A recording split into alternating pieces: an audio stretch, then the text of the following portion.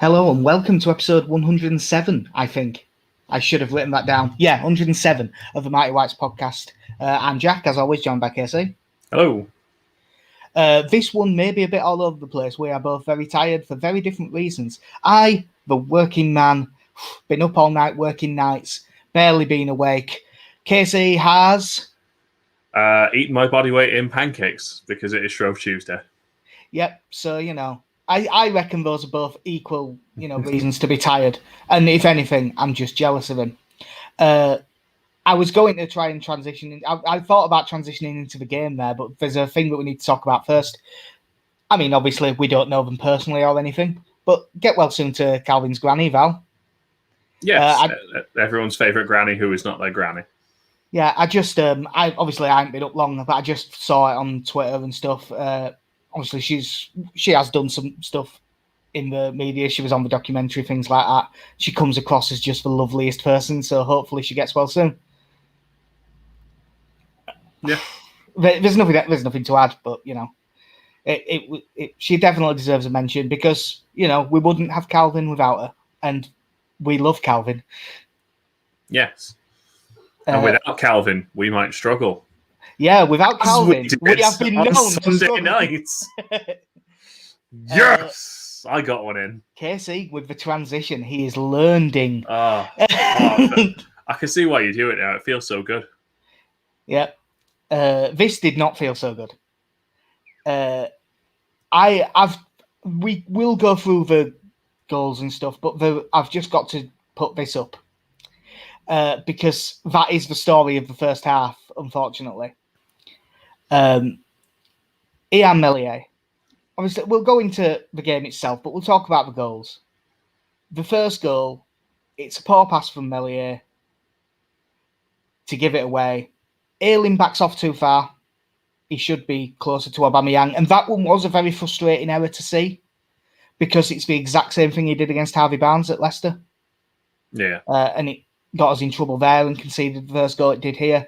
But Aubameyang's shot, as much as he shapes towards the far corner, there's no power on it and Meslier should save it. Yeah, the only bit of leeway I would be willing to give Meslier there is the fact that by the time he hits it, Ayling and Cooper are both in front of Aubameyang there. And I don't know if it's just caught Meslier out, that it's actually got past them or not. But like I say, it was disappointing that he kind of got as close to goal as he did and was allowed, with us just dropping back. And it's also disappointing for Meslier to be beaten at his front post that easily. But that wouldn't be the only one. No, that's the thing. You can get beat at your near post. It's not the end of the world, but it depends on the type of shot, and I don't think that was one that should have beat him. The most glaring was the second goal. Luckily I say luckily, a lot of people did. There has been tweets all season saying this is gonna happen. At some point this season, because of the way we play, Meslier is going to make a complete mess of a back pass. And when Alisson did it the other week, I said, right, he's one of the best goalkeepers in the world. And he's just had an absolute shocker and cost him 2 goals in 2 minutes. Well, Sunday, that was Meslier's day. Gets a back pass from Cooper. Admittedly, I'll say 0.1% out of the 100% of the blame. Cooper passes it on his wrong foot. Now, 99.9%, Meslier has plenty of time to deal with it. Take a touch. Either play a pass or just knock it long if you've no options. And he takes a touch. And then he takes another touch where he just kicks it away from himself for no apparent reason. I like to think he channeled his inner monk from Mean Machine. Yeah. Where he's just got in his head a bit and he's just picturing himself scoring a diving header where he starts diving about 15 yards in front of the ball and he's scoring overhead kicks and things like that and starts doing a few tricks and that. But he just that touch over onto his right foot, which you're slightly concerned with him putting it there anyway. But he just completely loses control of the ball. And then Bukayo Saka wins. technically his second penalty of the game within the space of a couple of minutes. Yeah, the thing is, the touch from Meslier was so bad that I don't even think I can say Bukayo Saka went in and won it from him. He collected the ball in space. Yeah, he just got it given to him, and Meslier just swung through and kicked him. It was a real. It was a shame. It's one of those things. It was a really, really, really bad error from a very good young goalkeeper. I think it was around this time I may have just tweeted preemptively, no, this does not mean Kiko should come back. Well, we've just actually had a comment from Alex Venison saying, I hate these people calling for Casilla to come back in. Messes up against Arsenal needs to be dropped. Messes up against Crawley should be starting. There is truth to that, but there's so many more reasons. Meslier just for that second goal, that is just a complete fuck up. There's no sugarcoating it, and I am it's not like, no one needs to tweet him and tell him. He knows full well. Then Aubameyang takes a good penalty. And the third goal, the last thing that you need when you're probably responsible for the first goal and you're definitely responsible for the second one, is Leeds' defenders to just let Arsenal pass the ball around the edge of the box under no pressure whatsoever. They just get to play and play and play. A good little nutmeg pass from Ceballos, and Hector Bellerin hits it with power, but really close to Meslier at his near post. And it beats him. And again, he's got to save it. Yeah, it's really disappointing because the one thing you'd have to say is Meslier is in the perfect position for it as well, but there isn't a lot of room between him and his near post. And like you say, yeah, it is struck with a lot of power, but there's no way that should be getting through.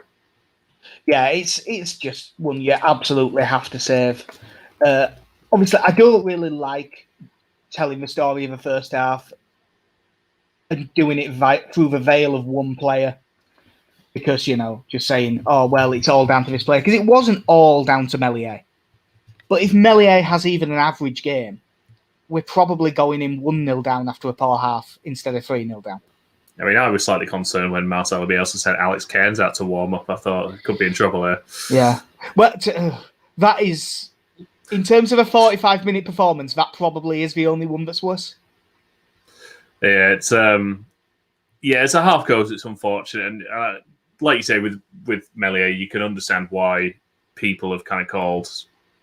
Certainly, him getting dispossessed for the second goal, called that coming, because he is someone who is very comfortable with the ball at his feet and is willing to move the ball around a bit and try and wait for the right pass to be open.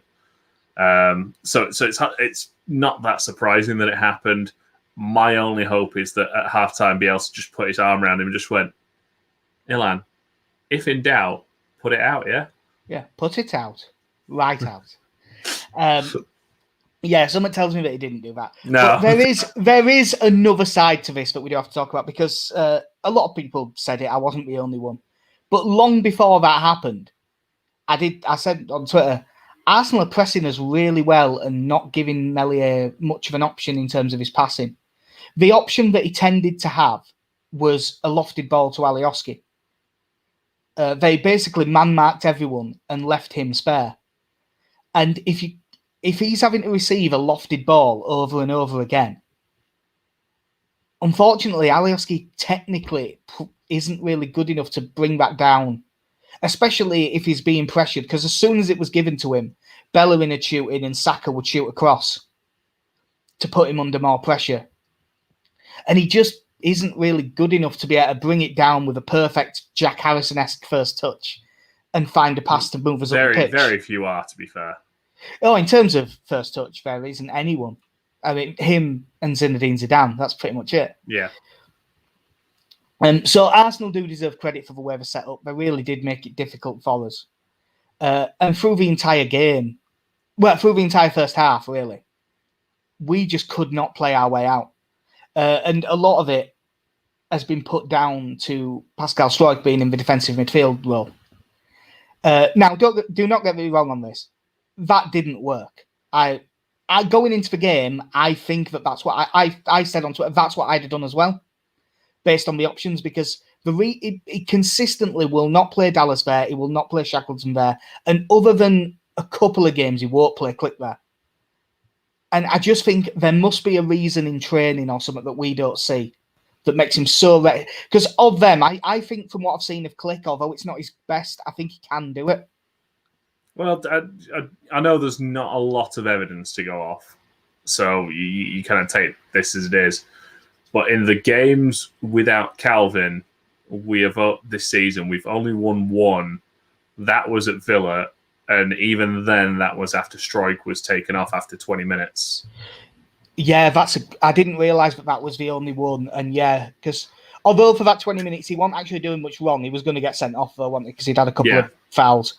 That is a good point. Like, as I would think, if Phillips isn't fit for Wolves, I actually think Bielsa will pick Struijk in DM because that's what he does. But going into this game, I was thinking, yeah, I am absolutely fine with this. It's Bielsa. I'll be fine with it if he does it next time. But I will think he's wrong this time. And I do think that we got that wrong.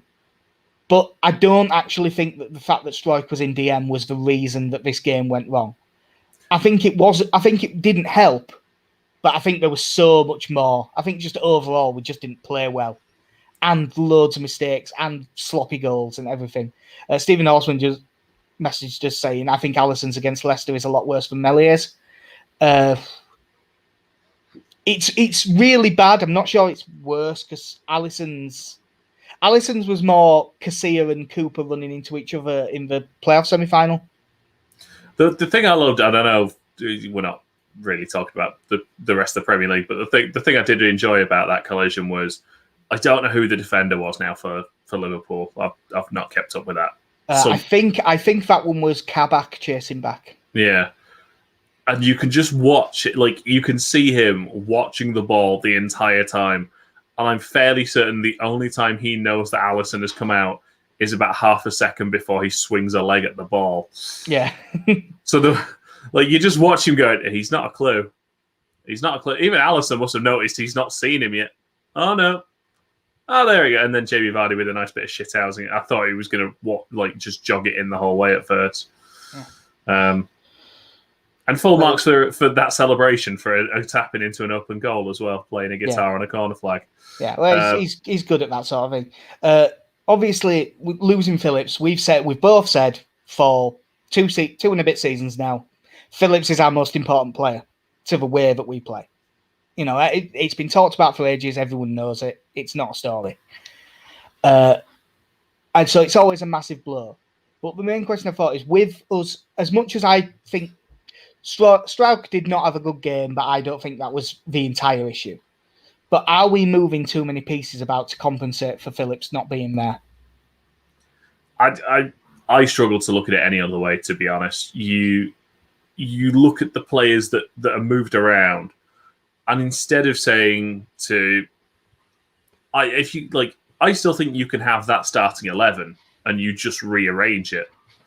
So instead of having the solid looking partnership that we've had for the last few weeks, you've now disrupted that to move our best fullback to centre back, potentially or currently our best centre back into central midfield, and a young central midfielder to right back.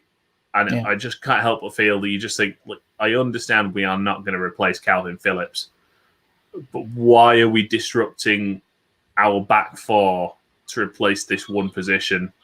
Yeah. Like if you just drop Click into DM and play Shaq in midfield with Dallas. Yeah, I'd rather have a back four who are all playing their natural positions, who are on a decent run, in a bit of form. If they are settled there, why disrupt that for this one position? And like I say, whether you go with Shackleton there or with Click, like I'd rather have just a lesser version of Phillips than a lesser version of Ayling at right back, a lesser version of Struijk at centre back, and a lesser version of Phillips in centre mid as well. Well, there's someone out there who agrees with you. And I'll be honest, based off Twitter, I think everyone agrees with you on that. To play devil, because I want to make clear, for the next game, if Phillips is still missing, that's what I would do. But to play devil's advocate, and I don't even think it's devil's advocate, because I still think there's an argument for this. And the strongest one is, it's Bielsa, whatever he says. But that's no fun for a podcast. There's nothing to talk about in that. Strauch couldn't get on the ball and play his passes, and his passing range is not. To be honest, he probably is as technically good at passing the ball as Phillips is, but he doesn't seem to understand the role as well, and he doesn't. His aggressive passes, like longer balls and stuff, don't seem to work as well. The one thing that I would say is, his job was man-marking Ødegaard. And Ødegaard was never the issue that we were facing in that game. He was never the one causing us the problems. The main problem in terms of was Bamford there were points where Bamford couldn't stay goal side of whichever one of Gabriel or David Luiz brought the ball out. But that's 1v2, that's going to happen. In terms of the one-on-one duels, I'm not sure I've ever seen a more one-sided 1v1 duel in a Leeds game than Saka against Alioski. Yeah, and to be honest, when you look at how well Saka has played these last 18 months, and I think how integral he is to their team at the moment, and the quality that you've got of Aubameyang on their left-hand side, and you put them up against Alioski and Shackleton, it seems very much like a mismatch on the wings. Yeah, it definitely was. Like Shackleton, I actually thought did fine, but he didn't exactly impose himself on the role. But I think he did okay. But whereas Alioski on the other side, I was not shocked when he got subbed quite early because I really thought he was poor in this game. It wasn't like it wasn't big standout errors like Meslier made, but just every single thing he did, he seemed to be second best throughout, and it wasn't the single thing that cost us, but it just didn't work. I said Strauch in the DM role, I think could work. It wasn't Strauch being in DM that was the problem. It was us missing him as a centre back. I think it isn't It isn't what he was doing. It's what he wasn't doing. It was a bit like jazz. We had to listen to the notes he wasn't playing. It just didn't work. Luckily, Leeds, you're in at half time. You're 3-0 down. You've been second best the entire way through. I mean, we had one chance in the first half that Bamford headed, didn't we? Yeah, and that was it. Was the penalty claim in the first half or the second half? Leeds has won. Second half. We didn't. You did mention it briefly. The penalty that Saka got given and then taken off him by VAR. What did you reckon? I was surprised it got overturned. If I'm being honest, I don't think there was a lot in it, but Cooper gets nowhere near the ball and certainly leans into Saka. Who I think you'd have to say has made the best of it. Yeah. I agree. I'm like I know that you're not a cricket guy, but you're aware of the concept of umpire's call. Yeah. Yeah, where it's really close, so whatever was the on-field decision stands. That's what I think that was. I don't think it was a penalty because I think Saka kind of chucked himself over a bit and there wasn't much actual contact. But I don't think it was a clear and obvious error. I don't think you can overturn that based on that video. No, I was surprised. And briefly, I enjoyed VAR. Yeah, briefly. They'll, as I say, all went wrong. But, you go out there, you think, right, better performance second half, not stupid. So after about 90 seconds, halftime substitute Elder Costa tries to do some turn on the edge of the box, loses the ball. Smith Rowe puts it across goal. I think it was a shot. I don't think he meant to do this. And Aubameyang has a tap in at the far post. At this point, I think the entire Leeds fan base was about ready to kill Helder Costa because I think everyone was up to here. I mean, I heard there was gale force winds just before the second half kicked off with the size of Leeds fans when they saw Helder Costa coming off. Just Leeds fans get, not Helder. And yeah, like you say, really didn't help his cause in those first 90 seconds. No, it was, as I said, that's the thing that's been so frustrating, that I know that he's better than that. That's why I was so, and when he did it again, I'll be honest, I have for a long time I was a defender of his because I do think he's a talented footballer. But at that point, I was pretty much done with him. And then for the 40 minutes that followed that, he played really well. Yeah. He was actually, he then got going and played some good stuff, it was important for him to do so, because if he wouldn't have turned that performance around, I think everyone would have been done with him. I saw there were people on Twitter going, have you seen that at the back of the under-23s game? In the background, I'm pretty sure that's Ian Poveda training. Yeah. I worry about some people. Like, when you're watching a game, and you're picking things like that out, I worry about people sometimes. Nah, they're just observant and we're not. I'm not that observant because I don't watch the 23s that often, but... No. Yeah, so David Stubbs just saying, the fault was the defence repeatedly putting Meslier under undue pressure by passing to him from halfway when we should be going forward. Arsenal employing the intense high press. This stopped in the second half and we played much better. Part of our style is if there's no pass on, going back to Meslier. So he has to just be used to that, and by this point I think he is. But he did get the ball with very few options quite a lot. And, so there's definitely some truth to that. And Arsenal's high press did drop off, and Leeds did look miles better from that position. That's for certain. I know this is pretty much guesswork on our part. Do you think if, say that game is 2-0 going into halftime or 1-0, that Arsenal could have kept up the intensity of that press into the second half? Not for 90 minutes, but probably until 70, 75, and I think that'd have been enough.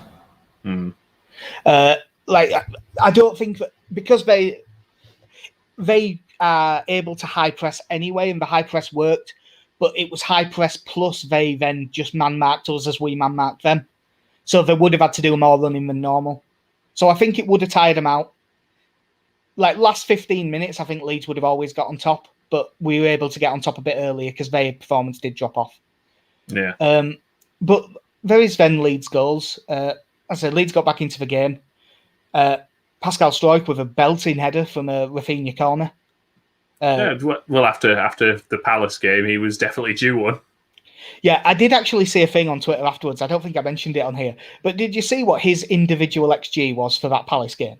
No, I hadn't seen it. It was like 1.3, 1.4. Because two of the chances were so big. This one much lower, but this was a really good header. And it's good to see now that this is, it's far too soon to call it a pattern, but in terms of Leeds looking good at corners, we have to hold on to whatever we're given. That's 2 games in a row where he's looked a real threat from corners. So I'm now saying that he's going to get 8 goals a season starting next season. You say real threat from corners. I say he was jumping against David Luiz. Yeah, that is a factor. I think that takes away from that. I think a competent defender deals with that, but not David Luiz, though. Yeah, I'm not sure. It depends on what the starting position would have been, because Struijk did just get a run on him, and if I'm going to put that down to good movement from Struijk and a good run and a good ball in. You're a kind man. Yeah, and we need to take the positives out of this, mate, because we did really. I don't want to use the phrase restored some pride, because if we'd have ended up getting beat 6-0, I wouldn't have been like, oh God, they don't have pride in the shirt, they're this, they're that. Like Eddie we have Gray, been with Eddie Gray, kids. Well, we did. We kind of did do that. So I think that's the wrong term. But we showed something in that half. Like, the game was dead, and we still really went for it, and we still played as football, and we still put in all the effort. And that's all. That's what you want to see. Like, the second goal was a really good goal. Like, an incisive pass inside the fullback from Rafinha to get Tyler Roberts in. Perfectly weighted. Roberts, good touch. Perfect pullback, and Helder Costa finishes it really well. And it's good movement from Costa to get inside from the wing and get into that inside left channel. Like it's a really good goal, is this? Yeah, very encouraging to see Tyler Roberts making runs like that. These last few sub appearances he's made have been a lot more impressive than kind of those few appearances he had at the start of the season.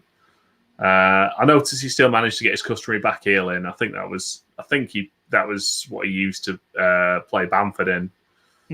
But yeah, like you say, I thought Costa looked a lot better, and to be honest, as the half went on, and I think we'd said last time that is an Arsenal backline that you can get at. Like, and once we kind of, and obviously this goes to Arsenal not pressing as much in the second half, but they were there to be got at. It's not a particularly good defense. So once you kind of got that first, and you saw us playing a bit of football, you did think by the time we got the second that there is a chance here, because I wouldn't have put it beyond that Arsenal team to crumble if we'd have got a third. Yeah, well, when Helder Costa scored, there was still, including stoppage time, 25 minutes left. And I think that Leeds should have had a penalty not long after that. Yeah, the Bamford one is an interesting one. Now, what I will say is, in real time, when I first saw it, I didn't think it was a penalty.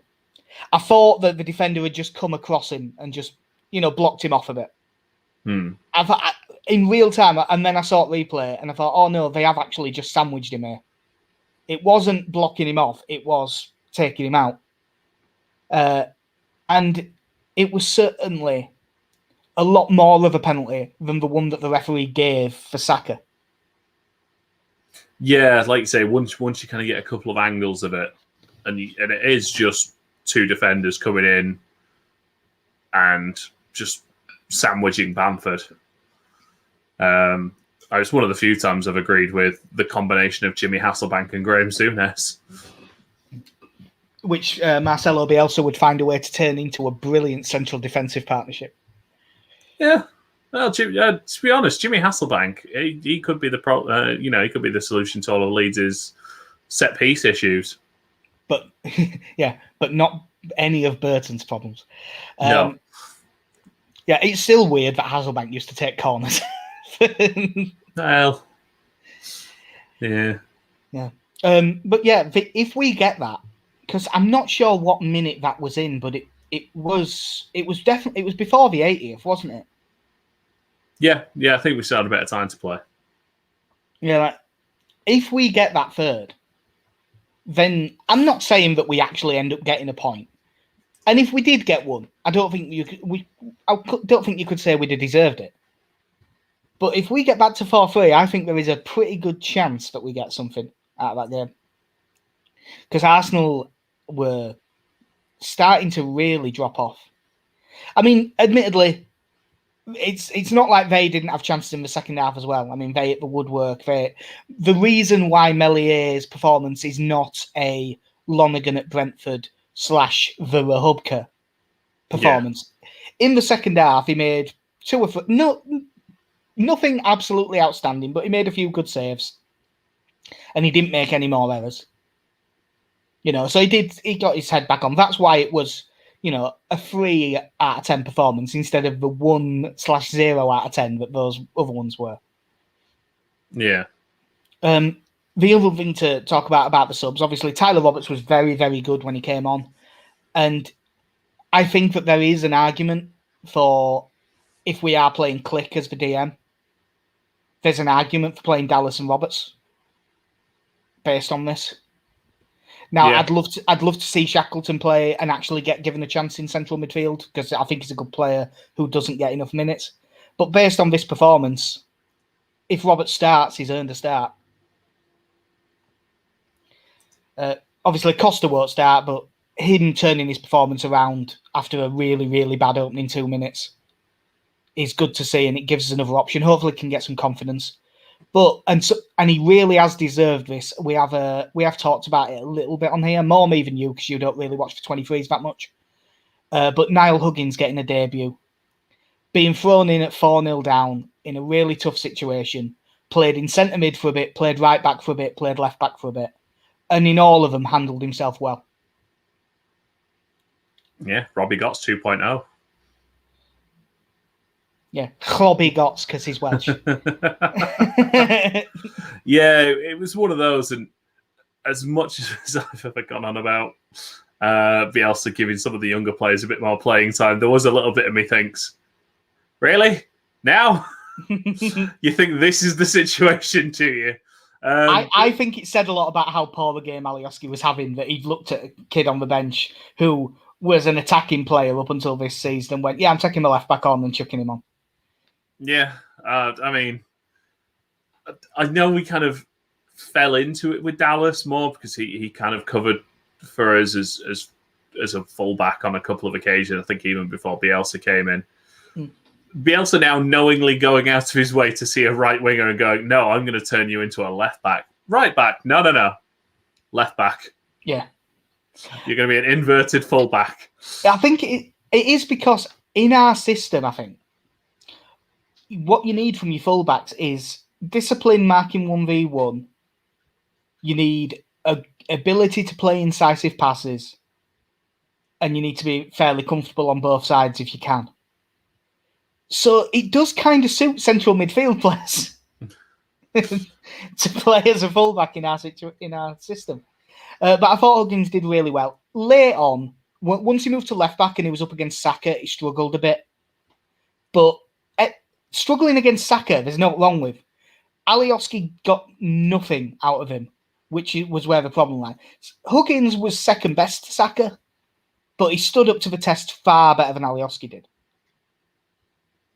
Yeah, like I say, very accomplished game from him, all things considered. You know, it would have been very easy, given the situation, for especially with Leeds, and it kind of says a lot about the team we have now and the group of players. You going in 3-0 at half time, then conceding within the first 5 minutes, that lesser groups that we have had could have gone on to ship 6 or 7 easily, and that would, wouldn't have done anything for anyone. But no, we battled back into it and kind of turned it into a semi-respectable score in the end, and it was nice that it wasn't just a case of, and it never is with Bielsa, that we didn't just throw a kid on for the sake of it. That Huggins has been playing in the 23s, preparing for this, and got his chance, and is certainly now staked a claim for being the backup now at left back. Yeah, and I think he'll be on the bench a lot now. I think it was Dean Cole on Twitter that said this, and I agreed with him. If we're going to have a few 23s on, he's quite a good option just because of his versatility. It allows us. It's almost like having an extra sub, and I know you can name 9 now. But I was going to say we only named 8.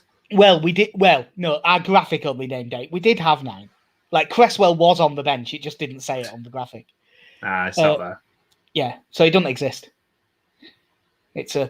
I was going to try and find a way to make a QAnon joke, but I couldn't be bothered.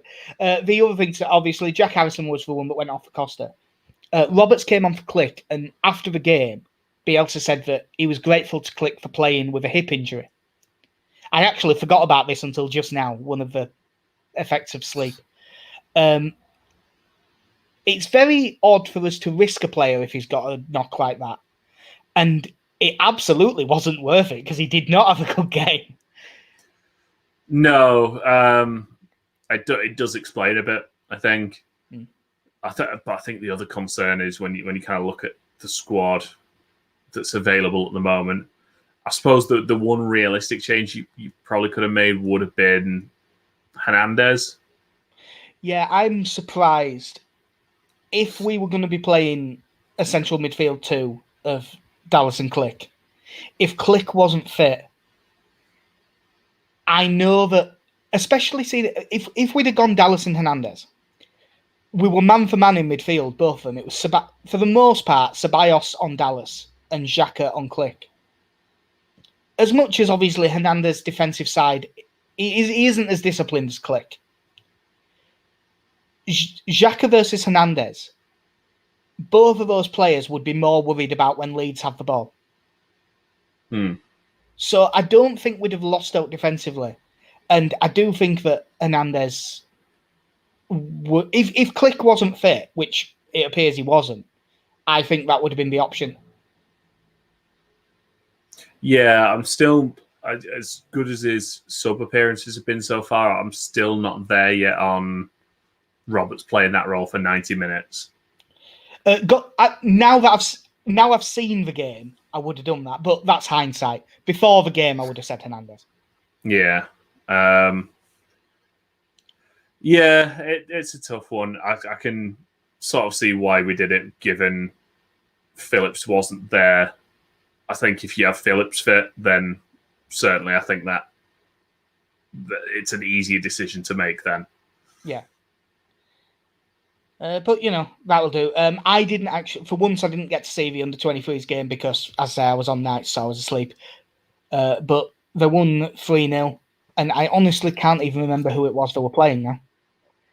They were playing Reading under-23s. It was a goal for Liam McCarran from a good cross from Crescencio Somerville, and then 2 for Stuart McKinstry, who hasn't quite jumped on as much as I thought he was going into this season, but he's sort of moved inside now and he's playing more as a centre mid because we can convert anyone to a centre mid now because total football. Yeah, but he has been getting better and better at that role as the season's gone on, and both of his goals were good finishes. I was going to say that is it our third that comes from pressing and we dispossess their keeper and get the goal from that one, I think. Yeah, that's the third. Gelhardt kind of gets a toe in and he has a tap in from the edge of the box. But the second one's from good pressing as well, and Gelhardt ends up winning it, falls to McKinstry, good touch, and drives it into the bottom corner with his left foot.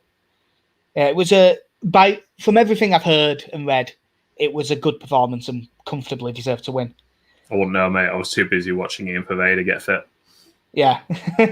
Just staring at the top little fraction of the screen like, his knee seems to be working all right. It's a bit blurry for my liking, but... Yeah.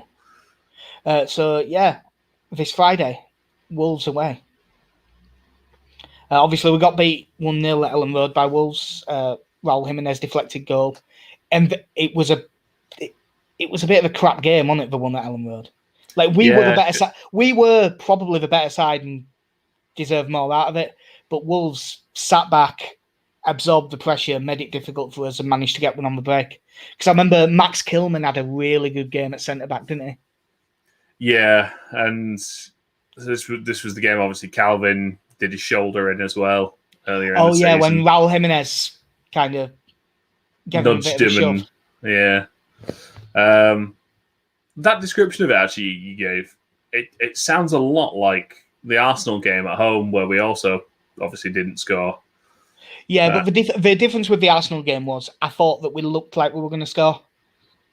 Whereas against Wolves... Up until the second time we hit the bar and then you thought, probably not. Yeah.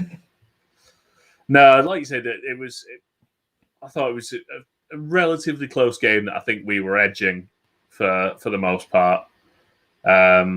But there wasn't a lot going on in the final third for us.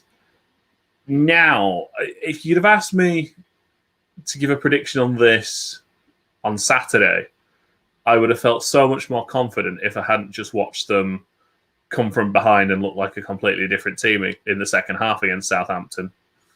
You see, I've only seen the very brief, like the 3-minute Sky Sports highlights of that game. Yeah.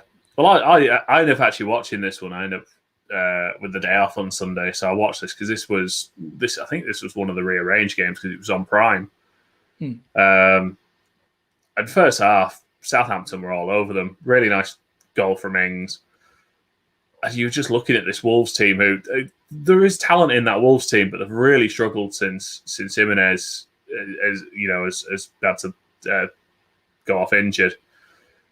But then second half, they just completely turned it around. Neto I thought was absolutely fantastic for them. They dominated the second half. It would and fully deserved the win. And they just looked like somehow at halftime they're just kind of shaking everything off, like this poor run they've been on. Yeah, I haven't got to see enough of him to make any sort of judgment. How did Willian Jose look up front? Because he's sort of a replacement for Jimenez.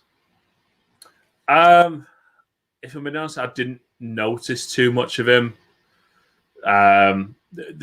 Their biggest threat was coming from midfield, and it was mostly through Neto, who was just the biggest issue for Southampton. Could not deal with him in the second half. Yeah, it's one of those with them, because I would think because they have earlier this season they did actually start experimenting formation wise. It didn't really work, so they've gone back to that 3-4-3 that they've been playing for years. Yeah. So their front three are liable to be Willian Jose in middle, Adama Traore, and Pedro Neto, who'll probably switch sides at times. But you'd think mostly Traore on the right and Neto on the left, but they do change. So it'll be a tough task for you would hope Huggins. You would hope back to Alioski. I was going to say back to Ayling at right back and probably Alioski, but we'll see what happens in terms of that. It'll be a tough ask whether we play in those full back roles. Yeah, I mean, Traore is one of those now where there was a lot of, I don't want to say hype, but obviously there's a lot said about him in terms of his strength, his speed. Twitter's getting to the stage of being a bit weird. Like, you'd think that they'd never seen someone with muscles before. Like, don't get me wrong. Not just muscles, oiled up muscles. I mean, yeah, he's a freak athlete. You know, he's so athletic. He's built like a brick shit house. He can run like fuck. But all these look at this close up picture of his calves. Oh, jeez, it's honestly. Looking at a picture of Adama Traore is nearly like looking at the comments under an Emma Jones tweet. Yeah, it's weird. Yeah, I was actually a bit worried for Emma, because I think she recently posted on Twitter that it would have been her birthday, and she was like, once all this is over, everyone's going to come round for a drink. And I was like, Emma, you do not want those people at your house. There's going to be a lot of people looking at your feet. It will be weird. Wolves back three. I don't know if Kilman will start. By the looks of it, last game it was Dendoncker, Cody, and Romain Saiss. I would think Kilman may well come back in, but the wing backs were Nelson Semedo and John Otto, taken to the Matthews Bridge. Who are, that's a good wing back pairing as well. It's amazing actually how much they dropped off for losing Raul Jimenez. I know he's an important player to how they play, and he's a good striker. But it really did drop off, because I look at that team and I'm going to say I find it hard to say that they've been struggling so much. But that struggle thing, as bad as it was, it has got them 12th and 2 points behind us. Admittedly, we've got a game in hand. But they're not actually having a dreadful season. They had one really bad run. Yeah. But they're a pretty good side of Wolves. And the way that they sit and defend will make it difficult for us. Because we'll probably, with the way they play, we'll kind of almost end up in a 4-4-2. Bloody hell. Football's turned upside down. Yeah, so you might well end up with, like, in terms of pressing, like Bamford can't press all three, so we'd normally have the most attacking number 8 go up, but it didn't really work the last time, and we switched it. So Harrison was the one pushing up, and we looked a lot better.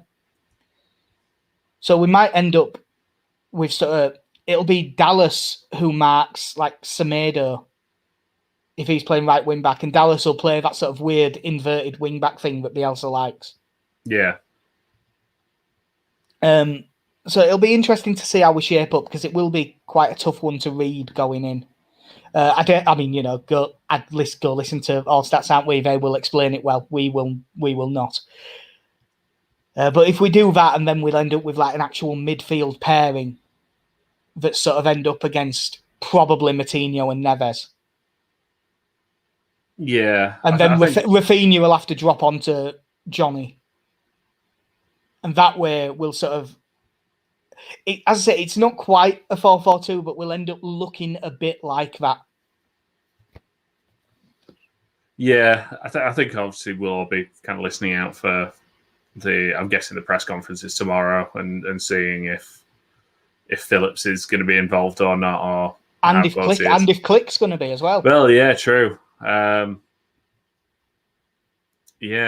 it's going to be very interesting, kind of looking at and seeing what sort of state our team is in at this point.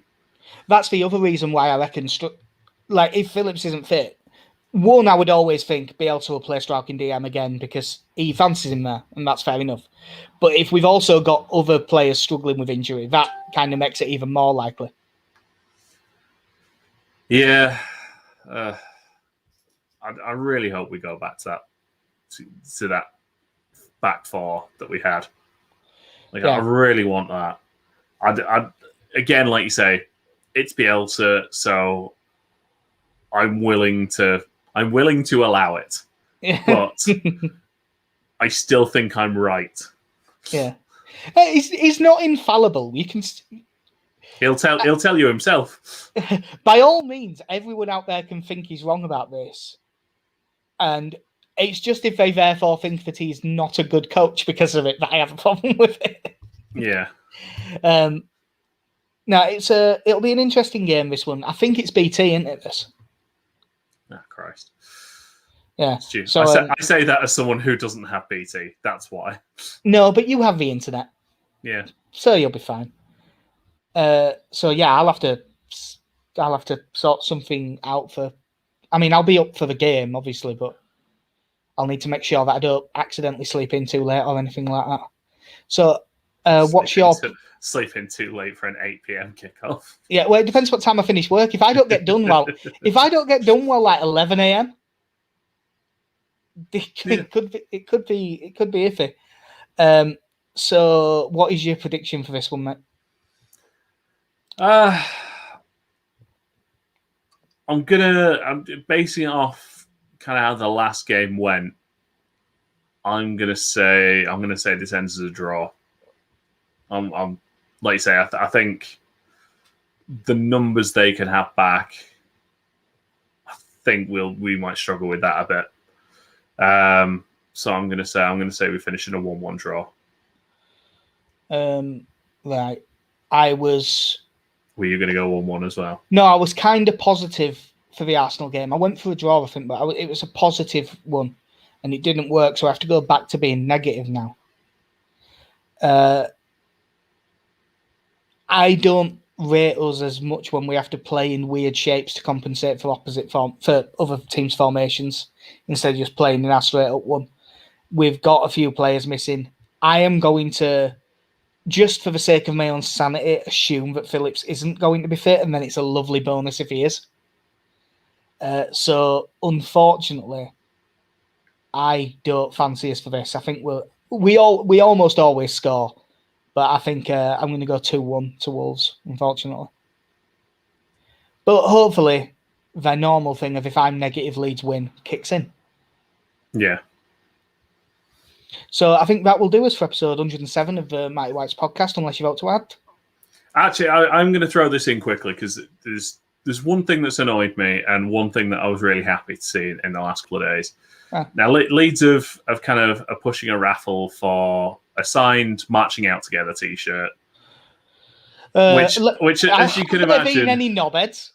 Well, you wouldn't know because Leeds have had to block the comments on Twitter. Which they are able to do, so you can see that there were knobheads, but you can't see people calling them knobheads. Yes, and it's again this whole thing, and people go, "Oh, you shouldn't bring politics into football." Like, you know, love is not a political leaning. I'm sorry if that's how you think. I'm really sorry for you. Tell that to nihilists, mate. Yeah, and it's annoying to see because. If nothing else, if you don't want to support a cause or anything like that, then I always think your outlook should at least be, look, it's not for me, but each to their own. That's not how I feel, but And unfortunately, it's certainly not how a lot of other people feel. But I don't believe anyone's ever said it better than the Jim Jeffries line of, if you're against gay marriage, don't marry a gay person. there you go. Other than that, it's got fuck all to do with you. Yeah, exactly. Like, just if you don't like it, fine.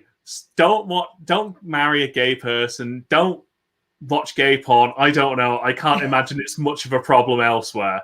It's a great cause. Leeds are supporting, and the flip side of that is the one that the person who's not going to get sick anytime soon is the money that Pat Bamford has raised auctioning off his shirt from scoring his 100th goal, so the goal against Leicester, I believe it was. This one I didn't actually see. I heard he'd done another really nice thing, and just there was a load of laptops were stolen from I think it was Leeds schools, and Bamford has basically auctioned off one of his shirts to raise the money to get them replaced, because as we've found out time and again, Pat Bamford is just the loveliest and most well-educated footballer we now know. Apparently Marcelo Bielsa said at some point that if one of his daughters was going to end up with a footballer, he'd want it to be Calvin Phillips. That would be lovely, but I think that there's an argument for it being Pat Bamford. Yeah. You're also marrying into, old money, not just new money there. But yeah, it's great. It's great to see. I don't know, to some degree, especially certainly with players. There's always those who are conscious of the social issues going on around them and kind of what's happening in the local community. It's just so nice to see both the club and players on an individual basis just being part of the community and supporting causes and things like, obviously we did the quiz the other week that Bamford came on for. There's a lot that the club does, which is absolutely fantastic.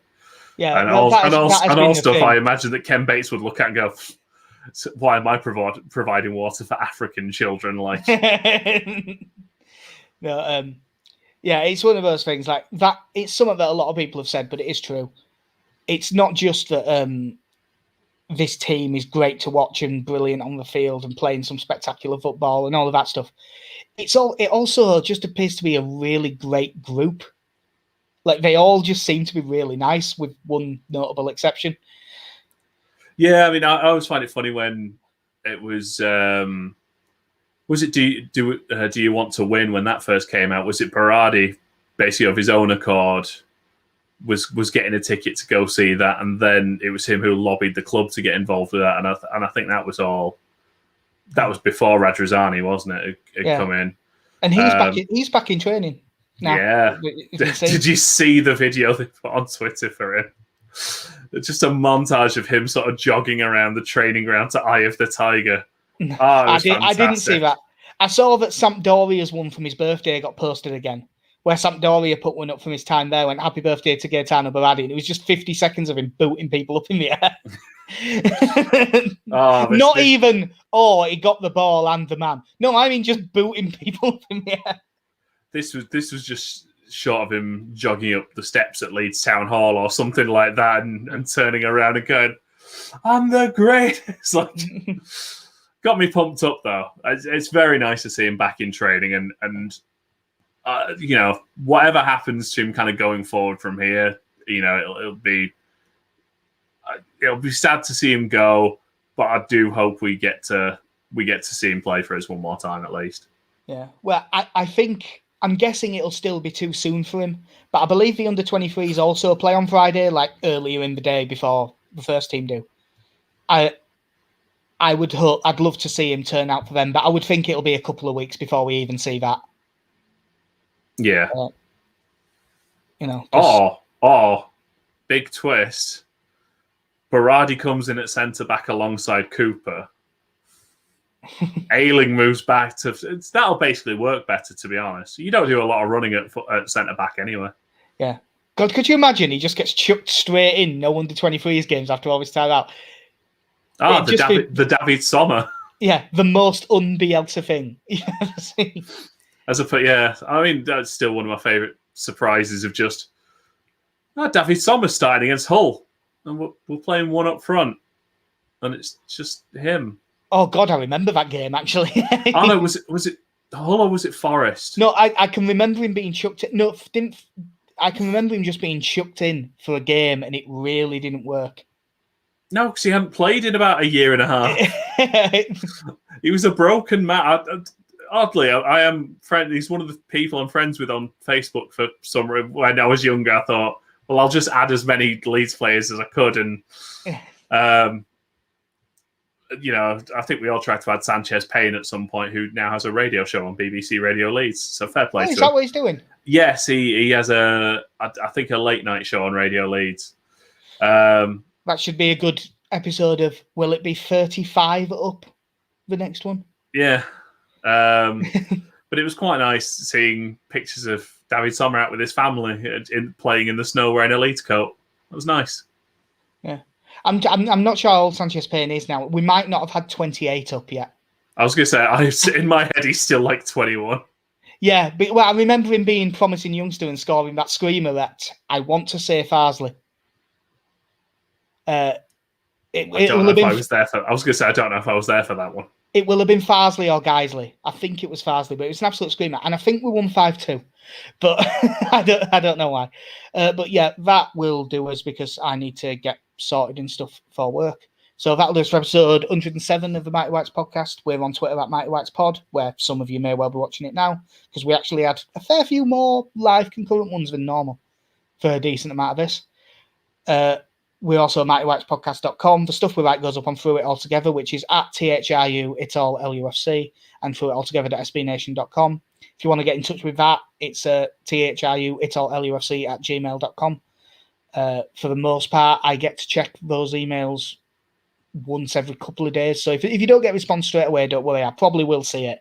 It just, with my work schedule, it might take me a while. Have you out to add, Casey?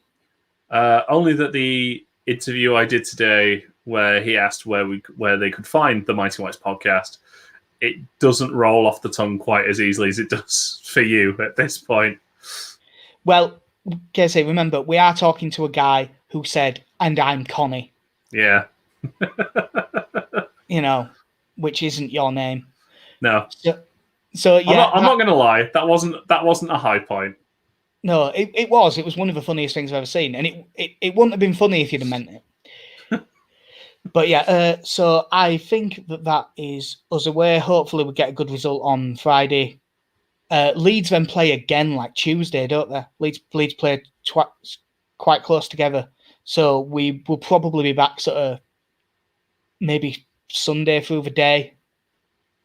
I reckon it's probably most likely. Do you know if you're working that day? Not a clue. Well, fuck it. So yeah, that'll do us. I've been Jack. See ya. I've been Casey. Have a good one.